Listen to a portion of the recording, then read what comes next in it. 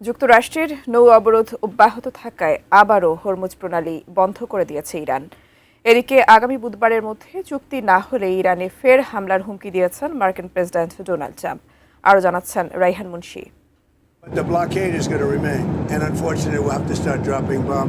যুক্তরাষ্ট্র ও ইরানের মধ্যে চলমান 2 সপ্তাহের যুদ্ধবিরতির মেয়াদ শেষ হচ্ছে বুধবার। এর মধ্যে সমঝোতা না হলে ইরানে আবারও হামলার হুমকি দিয়েছেন মার্কিন প্রেসিডেন্ট ডোনাল্ড ট্রাম্প। তিনি জানান, নির্ধারিত সময়ের মধ্যে দীর্ঘমেয়াদী চুক্তি না হলে বাড়ানো হবে না যুদ্ধবিরতির মেয়াদ। একই সঙ্গে ইরানের বন্দরগুলোর ওপরও বহাল থাকবে নৌ অবরোধ।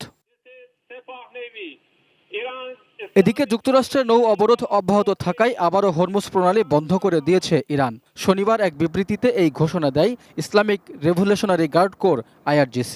বিবৃতিতে বলা হয়, কৌশলগত জলপথটি এখন ইরানের সশস্ত্র বাহিনীর কঠোর তত্ত্বাবধান ও নিয়ন্ত্রণে রয়েছে। একই সঙ্গে ইরান থেকে গন্তব্যে যাতায়াতকারী জাহাজগুলোর পূর্ণ নৌ চলাচলের স্বাধীনতা নিশ্চিত না হওয়া পর্যন্ত হরমুজ প্রণালীর অবস্থা কঠোরভাবে নিয়ন্ত্রিত এবং আগের অবস্থাতে থাকবে বলে হুঁশিয়ারি দিয়েছে IRGC।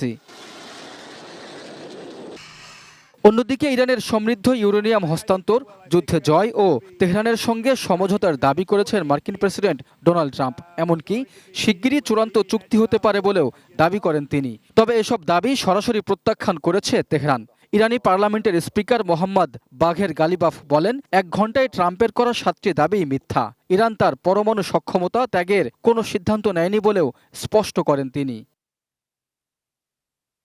চলমান উত্তেজনার মধ্যে সোমবার পাকিস্তানের রাজধানী ইসলামাবাদে দ্বিতীয় দফায় আলোচনায় অংশ নিতে পারে যুক্তরাষ্ট্র ও ইরানের প্রতিনিধি দল। গত কয়েকদিন ধরে ওয়াশিংটন তেহরানকে আবারও আলোচনায় ফেরাতে জোর কূটনৈতিক চেষ্টা চালায় ইসলামাবাদ।